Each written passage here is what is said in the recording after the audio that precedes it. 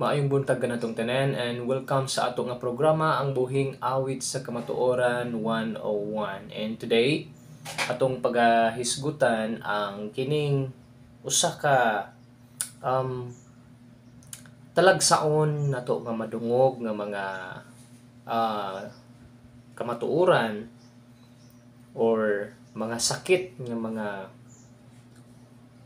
pagpahinumdom kanato. So unsa man ning mga butanga? Actually, urag mahog ni sa duha ka topic karon. So atong paningkamutan no nga mahuman nato ni siya, but kun di man mahuman, so we'll have a part 2 ni ining nga butang. So una, nga pangutan nato, kabutuon ba sa Ginoo nga diin ang akong kurso dili makahatag og himaya sa Ginoo? Ako ni siyang gitagaan og post sa page nato nga diin naatay kurso pero di kabuton sa Ginoo tungod kay di naman ta makahatag og panahon sa Ginoo. Then naaputay trabaho nga abi nato kabuton sa Ginoo pero dili di ay tungod kay di na pud makahatag og panahon sa Ginoo. What do you think it is? Sa inyong hunahuna kaha, ang kana bang atong trabaho nga atong ginaampo pero karon di ay dili na makahatag og panahon sa Ginoo? Nahimo na hinuuntang ginapos niya ng atong trabaho. Sa inyong hunahuna, sa inyong mga salabutan diha o sa inyong pagkukabildo ni ining butanga, unsa kaha? Kabubuton ba ni sa Ginoo or dili? Now, ato kining pagasugdan in Isaiah 43 verse 7. Everyone who is called by my name, whom I created for my glory, whom I formed and made.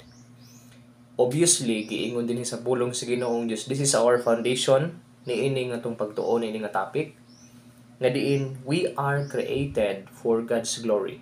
Hinimo ta sa Ginoong Dios para mohimaya sa Ginoo. So that's muna atong hanig.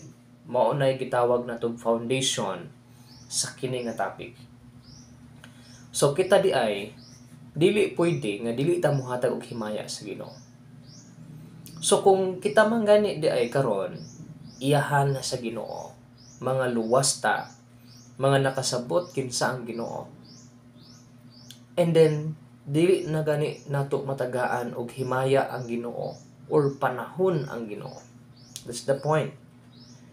Di na mahimaya ang Ginoong Dios sa ato tungod kay ginahikawan nato ang Ginoong Dios sa panahon nga para sa iya.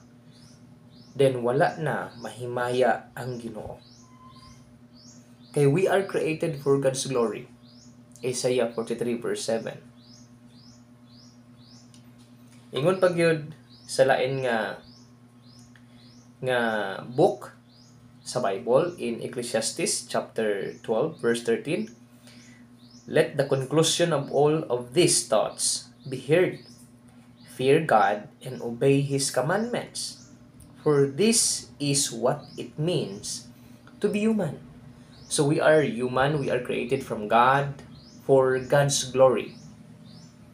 So hinumdumin niya, so we are human, ang rason di ay, ang definition sa usa ka tawo is to fear God and to obey His commandments.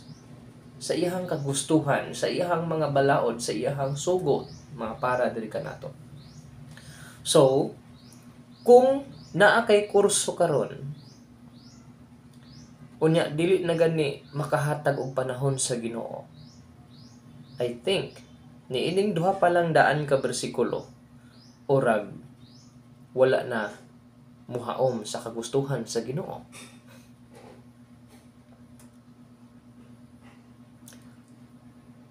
Naa kay trabaho, naa kay negosyo nga abi nimo og iya sa Ginoo pero dili di ay. Sa kini pa lamang duha ka bersikulo, wala na.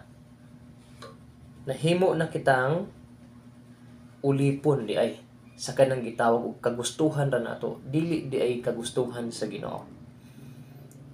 In 1 Peter chapter 4 verse 10 and 11, each of you should use whatever gift you have received to serve others as faithful stewards of God's grace in its various forms. So, Dapat di ay ang matag usa ka nato no magamit dai nato atong gift. So as man ta nagamiton natong spiritual gift sa kalibutan diha sa Ginoo. Unya karon og wala na kay time da sa Ginoo tungod sa imong kurso ug sa imong trabaho. Wala na nimo na nagamit ang gift nga gihatag sa Ginoo sa imuha. What do you think?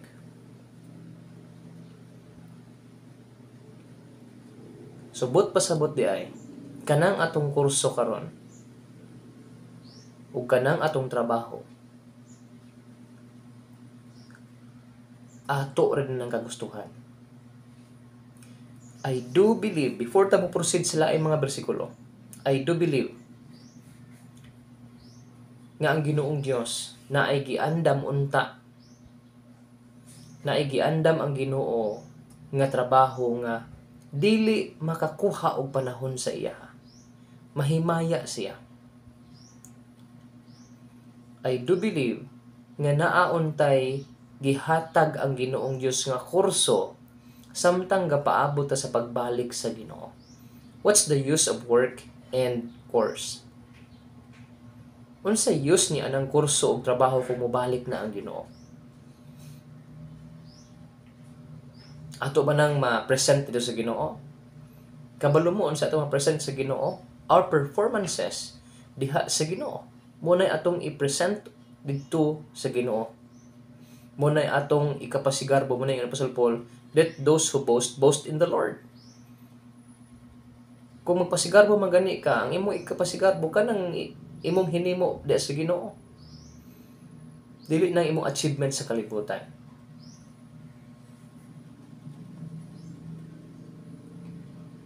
Kaso lang gud no kay pilian ta. Muna siya ang realidad sa tao. Mamili man gud ta, mamili tag trabaho, mamili tag kurso. Nya karon daghang mga kurso ron nga diin dili kabuton sa Ginoo kay nga naman wa na may time sa Ginoo, mag-ROTC, magklase og Domingo, ayaw mo kuha anang kurso ha.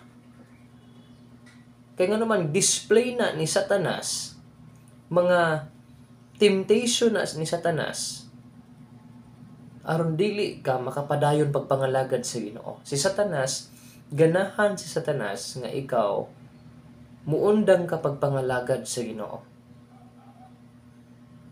Munang ang nahitabo, no, mag-antos ta.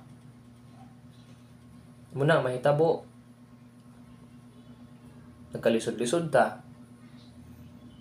Hantod wala na tay gana sa espirituhanon nga bahin.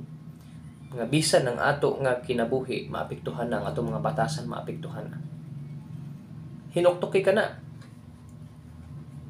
As we conclude sa karon nga video na to, 1 Corinthians 6:19-20. Do you not know that your body is the temple of the Holy Spirit who is in you, whom you have from God, and you are not your own, for you were bought at a high price. Therefore, glorify God in your body and in your spirit. Himayaa ang Ginoong Dios. So asan unsaon yung paghimaya ng Ginoo nga diin di naman gani ka kahatag og trabaho tungod din namang kurso. Di na kapanahon kahatag di na kakahatag og panahon sa Ginoo tungod sa imong trabaho ug tungod sa imong kurso. Would you think mahimaya ang Ginoo? Would you think na fulfill ang giingon dinhi sa pulong sa Ginoong Dios in the book of 1 Corinthians? Unsa man to ni gisio na lang nato ni aron nga dili ta guilty aning butanga. So munang giingon dinhi sa pulong sa Ginoong Dios, you are bought at a high price. High price pagkapalit sa imuha tungod kay nganuman gikan mismo sa langit ang anak mismo nagbayad para sa imuha iyang kinabuhi. Therefore, glorify God in your body and in your spirit. So, how can you glorify God kung dili ka makahatag og panahon sa Ginoo adlawng Domingo? Naa ka sa imuhang trabaho, kay hadlok ka. Biyain na. You need to step forward diha sa Ginoo para mahimaya ang Ginoo. So, kanilang tama, no? I hope ato di siyang padayon nun, himutag part 2 nini. And if you have many questions, you can drop your questions below. or you can just direct me sa pag-PM. Thank you and God bless us.